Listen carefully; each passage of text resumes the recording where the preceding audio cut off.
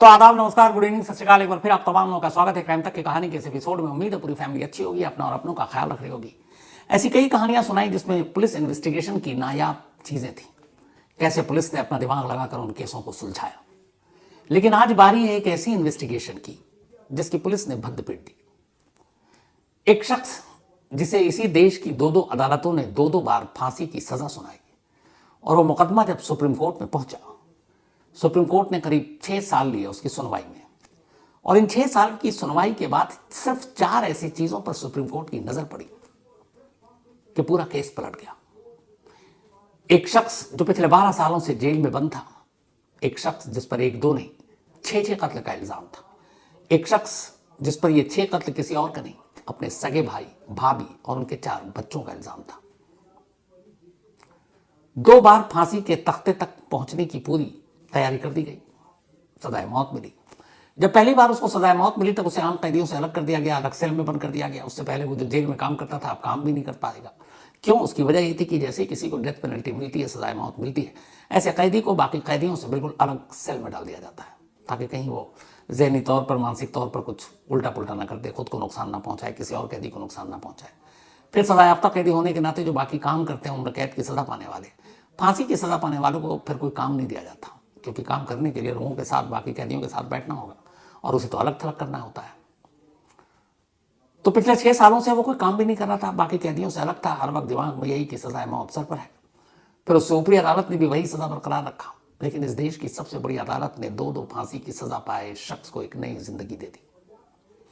और इस जिंदगी देने के साथ साथ सुप्रीम कोर्ट ने जो अपने कमेंट्स किए हैं पुलिस इन्वेस्टिगेशन पर, निचली अदालत और हाई कोर्ट पर, वो भी सुनने और सुनाने लायक। तो पेश है आज की कहानी एक ऐसे कैदी की जिस पर 6 कत्ल का इल्जाम, और आज वेंसडे 12 फरवरी है, और आज ही सुबह 11 बजे वो जेल से बाहर आया, 12 लंबे साल तक जेल में रहने के बाद। इस कहानी की शुरुआत होती है 9 मई 2012 को। 9 मई 2012 आगरा के करीब एक गांव, और इसी गांव में एक परिवार रहा करता था। यह परिवार था गंभीर सिंह का परिवार। गंभीर सिंह, उसके बड़े भाई सत्यभान, ये लोग सब रहा करते थे।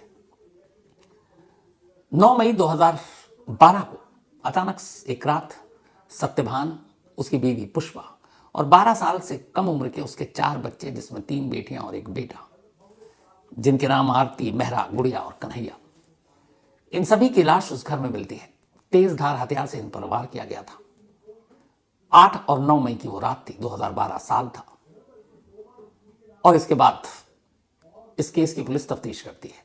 इन्वेस्टिगेशन आगरा पुलिस के हाथ में है। आगरा पुलिस के हाथ में ये केस जाता है। आगरा पुलिस मौके पर पहुंचती है, लाशों को पोस्टमार्टम के लिए भेजती है, अब किसी चश्मदीद की तलाश करती है। तभी पुष्पा का भाई वहां पहुंचता है, और पुष्पा का भाई पुलिस से कहता है उसी रात कि हमें शक है कि ये कत्ल सत्यभान के अपने सगे छोटे भाई उसी ने किया। उसका नाम है गंभीर सिंह। पुलिस ने पूछा क्यों तुम्हें शक है? उसने बताया कि कुछ वक्त पहले जमीन के झगड़े को लेकर दोनों भाइयों में जमीन का कुछ टुकड़े को लेकर झगड़ा था, और उसे धमकी दी थी। अब पुलिस गंभीर की तलाश करती है, और कुछ ही घंटे में गंभीर सिंह को उसी गांव से 10 किलोमीटर दूर रेलवे स्टेशन पर गिरफ्तार कर लेती है।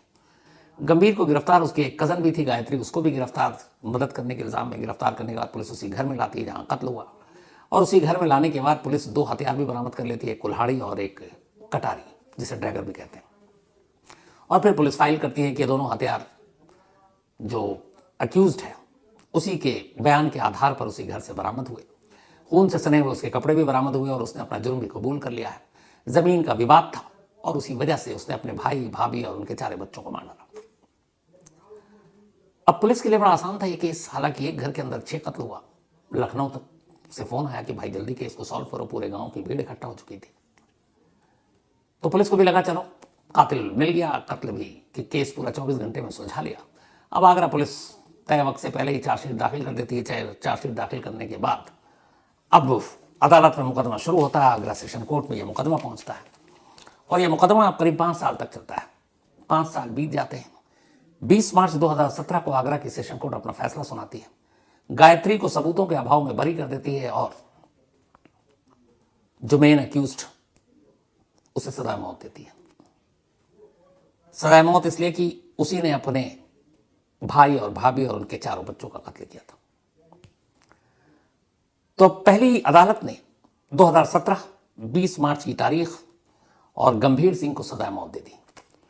अब गंभीर सिंह अब तक एक विचाराधीन कैदी था। जैसे उसे मौत की सजा मिली, आगरा सेंट्रल जेल में बंद था, उसे कैदियों से अलग थलग कर दिया गया। वो उस वक्त तक बागबानी माली के तौर पर जेल में काम बांटा गया था, वो करता था, लेकिन ना वो काम कर सकता था, ना बाकी कैदियों के साथ अपना वक्त काट सकता था। अब वो एक अलग सेल में पड़ा हुआ। क्यों? क्योंकि अब उसे सजा मौत मिल चुकी है। अब इस फैसले को वो इलाहाबाद हाईकोर्ट में चैलेंज करता है। इलाहाबाद हाईकोर्ट में ये मामला चैलेंज किया, सरकार भी जाती है, क्योंकि फांसी की सजा थी तो मुहर लगाने के लिए हाईकोर्ट जाना ही था। तो अब इलाहाबाद हाईकोर्ट में ये मामला पहुंचता है। 2 साल इलाहाबाद हाईकोर्ट लेती है। 2 साल के बाद 9 जनवरी 2019 को इलाहाबाद हाईकोर्ट अपना फैसला सुनाती है।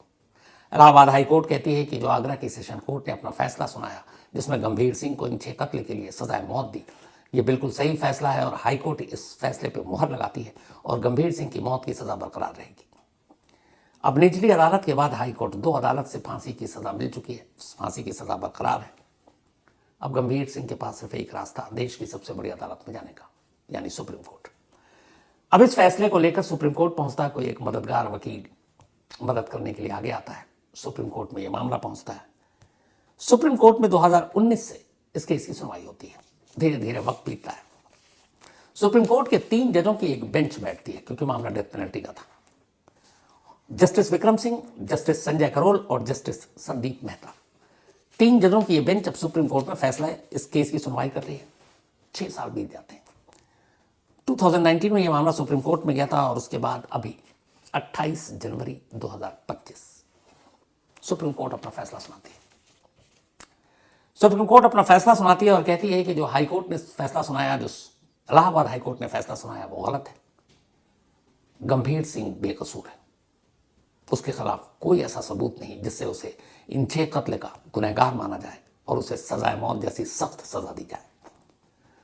सुप्रीम कोर्ट ने कहा सिर्फ 4 ऐसी चीजें जिसकी वजह से वो गंभीर सिंह को बरी कर रहे हैं। बाकायदा अपने जजमेंट में सुप्रीम कोर्ट ने वो 4 रीजन बताए, 4 वजह बताई, और इन्हीं 4 वजहों में आगरा पुलिस के इस पूरे केस के इन्वेस्टिगेशन को जिस तरीके से उन्होंने अंजाम दिया, जिस निकम्मेपन के तरीके से काम किया, ये सिर्फ इस एक केस नहीं, ऐसे बहुत सारे केस हैं जो उस पर रोशनी डालते हैं कि पुलिस क्या करती है। पुलिस ने इस 6 मर्डर, एक तो 1-2 मर्डर हो समझ में आता है, 6 मर्डर का एक केस है, एक अक्यूज्ड है, और उस केस की कैसे पुलिस जांच करती है, मुझे लगता है थोड़ा बहुत जो कानून की जानकारी रखता है, इवन मुझे लगता है कई बार क्राइम रिपोर्टरों को बेसिक पता होता है कैसे क्या करना है, वो बेसिक भी पुलिस ने नहीं किया। और ये मैं नहीं कह रहा हूं, सुप्रीम कोर्ट कह रहा। एक एक कर उन 4 वजहों को आपके सामने रखता हूं जिसकी वजह से गंभीर सिंह को कोर्ट ने बरी किया। पहली वजह, किसी भी क्राइम में, किसी भी मर्डर केस में सबसे इंपॉर्टेंट जो चीजें होती हैं उनमें पहला होता है मोटिव, मकसद।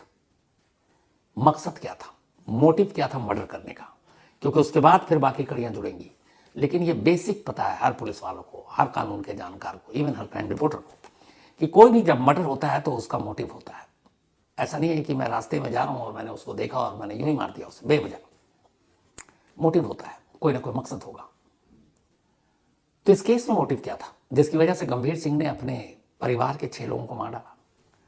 तो पुलिस की कहानी में जो मोटिव लिखा था वो ये था कि 2012 से 2 साल पहले 2010 में गंभीर और उसके भाई, इन दोनों की मां का भी कत्ल हुआ था।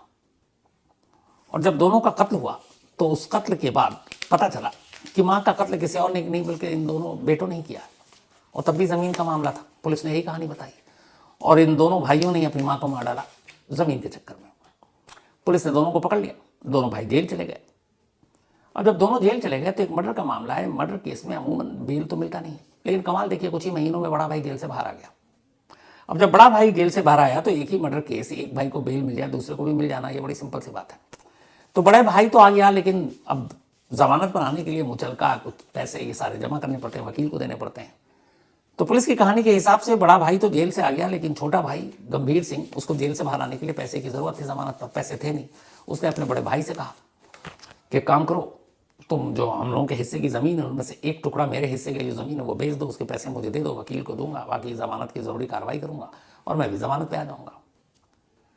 तो भाई ने वो ज़मीन बेचकर भाई को पैसे तो दिया, जिसके बाद गंभीर सिंह ज़मानत पर बाहर भी आ गया, लेकिन वो ज़मीन उसने बेची नहीं बल्कि अपनी बीवी के नाम कर दिया, यानी पुष्पा के नाम कर दिया बड़े भाई ने। इस बात से गंभीर सिंह को गुस्सा आया कि भाई ने मेरी ज़मीन अगर बेची नहीं, मुझे पैसा दिया, तो बिना ज़मीन बताए हुए भी मुझे पैसे देके मदद कर सकता था, लेकिन उसने धोखा दिया और वो ज़मीन अपनी बीवी के नाम पे कर दिया कि मैंने बेचा है, और इसी गुस्से में आकर उसने मर्डर कर दिया। ये पुलिस का मोटिव था। मतलब कहानी शॉर्ट में ये कि उसे बेल पर आने के लिए पैसे चाहिए, तो उसने भाई से कहा मेरे ज़मीन का टुकड़ा बेचो। भाई ने बेचा नहीं, अपनी बीवी के नाम कर दिया और पैसे अपने ही घर से निकाल कर जेब से उसको दे दिए। और ये बात गंभीर को बुरी लगी और उसने एक रात आकर चारों को मार दिया। अब जब ये मोटिव सुप्रीम कोर्ट के सामने आया तो सुप्रीम कोर्ट ने कहा ठीक है, आपकी कहानी तो ठीक है, बट इसके प्रूफ दीजिए। मकसद सिर्फ कहानी बताकर आप नहीं निकल सकते हैं, सबूत क्या है? अब क्या सबूत चाहिए थे? 2 सबूत। पहला कि भाई ने उसे पैसे दिए ज़मीन बेचकर, अगर है तो ज़मीन बिकी होगी, रजिस्ट्री हुई होगी, उसके पैसे बताओ। नहीं बेच कर दिया तो फिर भाई ने वो ज़मीन अपनी पत्नी के नाम पर किया होगा, बेचने के नाम पर, जिसको आप कह रहे हो कि उसने बेचा नहीं और अपनी पत्नी पुष्पा के नाम पे कर दिया, तो वो ज़मीन का टुकड़ा पुष्पा के नाम पे होगा, उसका पेपर दो। आगरा पुलिस ये दोनों सबूत पेश ही नहीं कर पाई। पुष्पा के नाम पे वो ज़मीन कभी हुआ ही नहीं, तो जब हुआ नहीं तो पुलिस की दलील ये थी कि ज़मीन उसने बेची नहीं बल्कि अपनी बीवी के नाम पे किया, इसलिए उसे गुस्सा आया। तो जब ज़मीन उसकी बीवी के नाम पे हुआ ही नहीं तो फिर गुस्सा कहां से आएगा? तो मोटिव यहीं पे फिनिश। इसका मतलब है पुलिस की कहानी थी, पुलिस की अपनी थ्योरी थी, सच्चाई इसमें नहीं था। तो अदालत ने कहा कि आप मोटिव साबित करने में नाकाम रहे। आपने ना ज़मीन के कागज़ पेश किए जो पुष्पा के नाम पे हो, और न ही आपने पैसों के लेन देन के कोई डॉक्यूमेंट्स या कोई और प्रूफ पेश किया जो किसी और ज़मीन को बेच कर दिया गया हो। तो यहां पर पुलिस की थ्योरी नाकाम हो गई। अब आता है सेकंड रीज़न, दूसरी वजह, जो हर मर्डर में होता है या किसी भी क्राइम में होता है। पहला मोटिव दूसरा ही होता है कि जिस जगह क्राइम हुआ उस क्राइम सीन पर आखिरी कोई ऐसा विटनेस जिसने अक्यूज को देखा हो, जिसने कातिल को या कोई भी अगर चोरी करने आया, चोर को, डाकू को, रेपिस्ट को, किसी भी क्राइम में क्राइम सीन पर उस शख्स को किसी ने देखा, ये बहुत बड़ा सबूत होता है। तो क्या आखिरी बार देखने वाला गवाह आप लाए और उसकी गवाही क्या है? पूरे पन्ने खंगाल डाले सुप्रीम कोर्ट ने। एक भी ऐसा गवाह नहीं था जिसने 8-9 मई की रात जब यह कत्ल हुआ उस जगह पर गंभीर सिंह को देखा हो। एक भी गवाह नहीं। जबकि उसी जगह रिपोर्ट में यह है कि जब यह कत्ल हुआ, कत्ल की खबर सुनी गई तो पूरा गांव की भीड़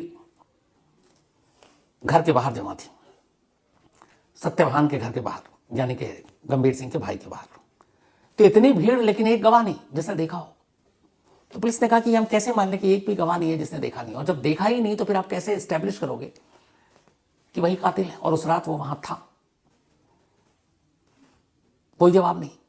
और इससे भी आगे जहां आगरा पुलिस फंस गई वो ये कि उसने कहा नहीं साहब, वो तो भाग रहा था कत्ल के बाद और हमने उसको पकड़ा कुछ ही घंटों बाद, जैसी हमें जानकारी मिली। तो उन्होंने पूछा कहां से पकड़ा? तो उन्होंने कहा एक वहीं जो इनका गांव है, तुरकिया गांव है आगरा के पास, तो उस गांव से 10 किलोमीटर दूर एक रेलवे स्टेशन है जिसका नाम है अछनेरा। तो पुलिस की अपनी चार्जशीट में, FIR में हर जगह ये जिक्र है, मेंशन था कि हमने अक्यूज को अछनेरा रेलवे स्टेशन से पकड़ा जो क्राइम सीन से 10 किलोमीटर दूर था।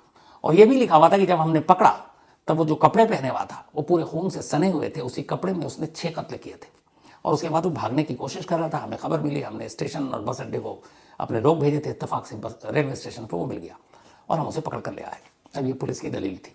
क्राइम सीन पर कोई विटनेस नहीं, लेकिन अछनेरा से पकड़ा भागते हुए, खून से सने हुए कपड़े पहने हुए, इसलिए एस्टेब्लिश होता है कि ये कातिल है और हम उसको पकड़ कर ले आए।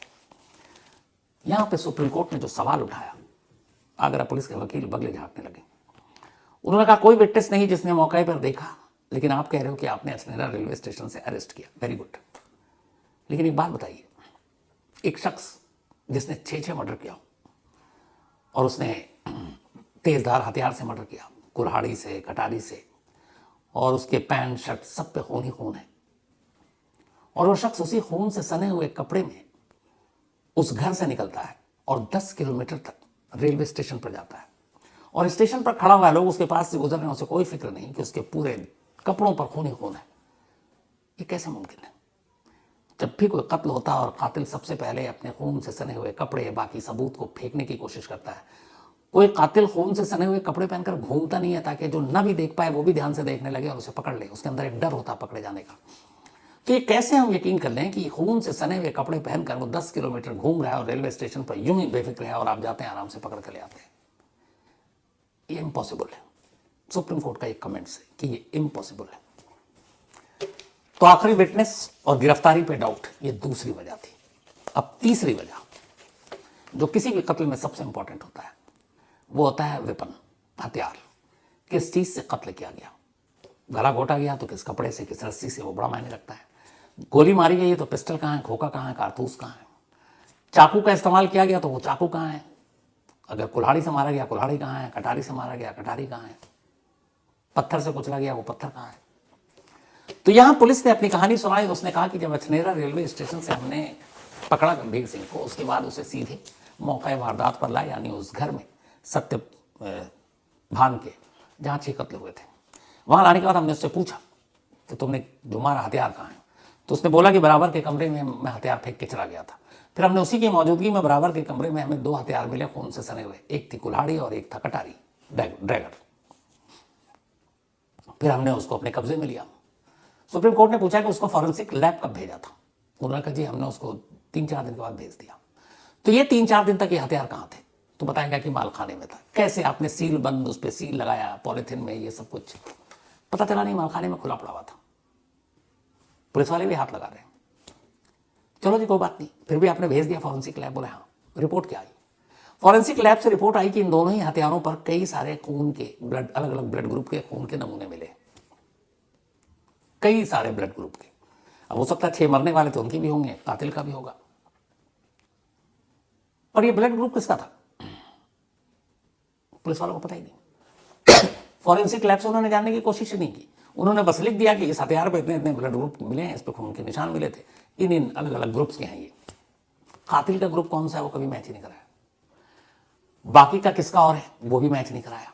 चलो जी कोई बात नहीं। 4 दिन तक आप बिना सील के हुए हथियार रख रहे हैं और उसके बाद भेज रहे हैं। 4 दिन के अंदर थाने के अंदर आप मैनिपुलेशन कर सकते हैं, आप हथियार बदल सकते हैं, आप हथियार पे जानबूझ कर, चूंकि अक्यूज आपकी कस्टडी में, आप उसके उंगलियों के निशान भी उसमें डाल सकते हैं। ये सब फिल्मों में आपने देखा होगा। पर कोई बात नहीं। कमाल और मजाक देखिए कि जब पुलिस से पूछा गया कि ये बताओ कि 2 हथियार मिले थे, एक कुल्हाड़ी और एक कटारी, ड्रैगर, इन दोनों में से किस हथियार का इस्तेमाल कत्ल के किया गया? क्या दोनों से 6 लोगों को मारा गया, या एक ही हथियार से मारा गया, या किस हथियार से किसको मारा गया? कोई जानकारी फॉरेंसिक रिपोर्ट से? हथियार के जरिए अगर किसी को मारा गया वो भी पता चल जाता, क्योंकि कुल्हाड़ी के जो मार्क होते हैं वो अलग होते हैं, कटारी के अलग होते हैं, चाकू के अलग होते हैं, सभी के अलग अलग मार्क होते हैं। इवन जो पिस्टल से गोली मारी जाती है हर के अपने अपने मेक होते हैं, बुलेट के भी, वो भी अलग अलग होंगे। तो पूछा गया बताओ कि इसमें से कुल्हाड़ी और इसमें से कटारी से किस किस को मारा गया, या दोनों वेपन का इस्तेमाल किया या एक का? पुलिस के पास इस सवाल का भी जवाब नहीं था कि इन दोनों वेपन में से कत्ल के लिए किसका इस्तेमाल किया गया था। आप मतलब सोच के भी अजीब लग रहा है। सोचिए, बेसिक चीजें, कत्ल का मोटिव क्या है एस्टेब्लिश करना, आखिरी विटनेस क्या है पता करना, जिस हथियार से कत्ल हुआ है उस हथियार के जरिए उसके सबूत जुटाना। इसीलिए कहते हैं कई बार कई कातिल खुद एक्सेप्ट कर लेता मैंने कत्ल किया है, तो लोग कहते हैं जब कत्ल कर लिया तो पुलिस इतनी मेहनत क्यों कर रही है, कोर्ट में पेश करे और सजा दिला दे। नहीं, आपको हर चीज साबित करनी होती है। कातिल ने तो कह दिया मैंने कत्ल किया है, उसने अगर चाकू से किया तो वो चाकू कहाँ है, चाकू पर फिंगरप्रिंट्स उसके हैं कि नहीं, ब्लड स्टेन मिला है कि नहीं, फॉरेंसिक डीएनए ये सब मैच कर रहा है कि नहीं कर रहा है, तब जाकर सजा मिलती है। इसीलिए सिर्फ कातिल का इकबाल जुर्म ही ये जरूरी नहीं है कि उसको सजा दिला दे, वो खेल भी कर सकता है, क्योंकि उसे पता है थाने में इकबाल जुर्म कर लो, अदालत में मुकर जाओ, फिर अदालत में ढूंढती रहेगी पुलिस सबूत। तो यहाँ किस हथियार से किसको मारा गया, दोनों हथियार का कत्ल में इस्तेमाल हुआ, ये एक का हुआ, 6 मर्डर हुए, याद रखिए, एक नहीं 6। पुलिस ने यह भी जहमत नहीं उठाई, कितना ही पता कर लो यार कि इनमें से किस हथियार से उसने मारा था। चौथी वजह, जितने भी एविडेंस मिले, खून से सने हुए कपड़े, हथियार, ब्लड स्टेन, फॉरेंसिक टीम ने जो भी उठाया, उनको करीने और सलीके से और सुरक्षित पुलिस ने रखा ही नहीं। मतलब कोई भी आए हाथ लगा दे और चले जाए, इतने सारे मार्क, तो ये पुलिस ने एक्सेप्ट किया, उन्हें आइडिया ही नहीं था। तो एक भी सबूत को आपने सुरक्षित नहीं रखा, और अगर जरा सा भी डाउट हो जाए कि ये सबूत के साथ छेड़छाड़ हुआ है, ये सील बंद लिफाफे में या उसमें नहीं है, तो फिर बेनिफिट ऑफ डाउट तो मिलेगा। तो चौथा ये था कि एक भी सबूत पुलिस ने सही ढंग से प्रिजर्व करके नहीं रखा, और उसी के साथ सुप्रीम कोर्ट का ये कमेंट्स था कि जो सारी चीजें थी अफसोस सिर्फ कहानी थी, लेकिन पुलिस के अलावा पहले आगरा सेशन कोर्ट ने इन कहानियों, इन झूठी कहानियों पर भरोसा करके फैसला सुनाया और उसके बाद उससे ऊपरी अदालत इलाहाबाद हाई कोर्ट ने भी इन तथ्यों को, इन फैक्ट्स को ध्यान में ही नहीं लिया। जो लोअर हाई कोर्ट ने किया बस उसी पर आंख बंद करके फैसला सुना दिया और उसकी सजाए मौत बरकरार रखी। जबकि इन दोनों अदालतों को इन छोटी छोटी चीज़ों को ध्यान में रखना चाहिए था और अगर ये दोनों अदालतें ही उस वक्त इन चीज़ों पर नज़र डाल लेते तो शायद सुप्रीम कोर्ट तक ये मामला पहुंचता नहीं।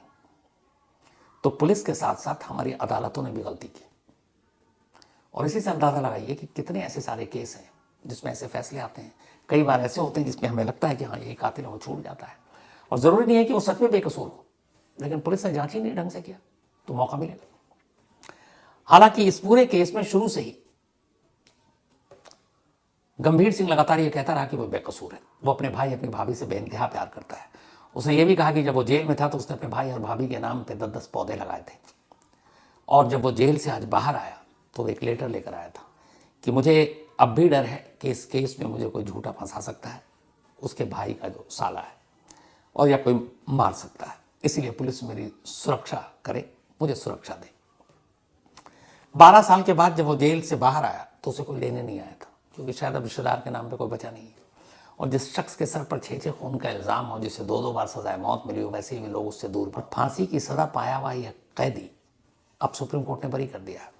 उसे कहीं नौकरी या कहीं बाकी काम या सोसाइटी उसे अपनाएगा।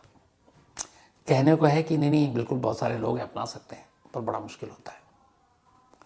और इससे भी बड़ा सवाल ये है कि 12 साल के बाद गंभीर सिंह तो बरी हो गया, सुप्रीम कोर्ट ने मान लिया कि पुलिस ने ना जांच की ना कुछ सबूत सौंपा, और अगर सुप्रीम कोर्ट के फैसले के हिसाब से गंभीर सिंह सचमुच बेकसूर है, यानी कि उसे बेनिफिट ऑफ डाउट देकर नहीं छोड़ा गया, उसने वाकई कत्ल नहीं किया है, तो 12 साल पुराना वो सवाल अब फिर से जिंदा हो गया कि फिर गंभीर सिंह के बड़े भाई और पूरे परिवार यानी 6 लोगों का कत्ल किसने किया, वो असली कातिल कौन है?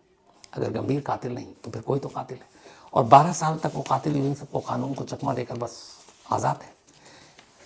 जो तोहमत आगरा पुलिस के माथे पे लगी है, जो दाग एक तरह से, क्योंकि आपका केस आप सॉल्व नहीं करते, आप 6-6 कत्ल के मामले में भी इस तरह की इन्वेस्टिगेशन करेंगे, तो क्या आगरा पुलिस इस दाग को धोने के लिए इस केस को दोबारा खोलेगी, रीओपन करेगी? और क्या इस मामले में नई जांच करने के बाद अगर सचमुच कातिल कोई और है तो उसे पकड़ने का काम करेगी?